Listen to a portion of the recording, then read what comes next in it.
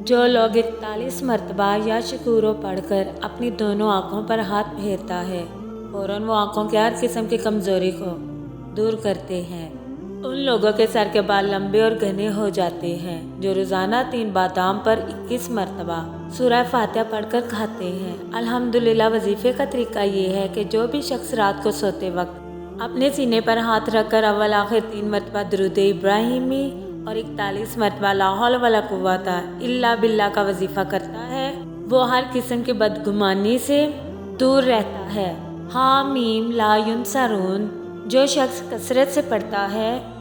وہ ہر قسم کی کینسر جیسی مہلک بیماری سے جلدی شفا یاب ہو جاتا ہے۔ یا بدیو ایک ایسا عمل ہے، ایک ایسا وظیفہ ہے، اگر آپ رات میں سوتے ہوئے 1000 مرتبہ پڑھ لیتے ہیں اور جس شخص کے بارے میں معلوم کرنے کی نیت سے پڑھو گے کہ وہ کیسا ہے، اس وظیفے اس عمل کی برکت سے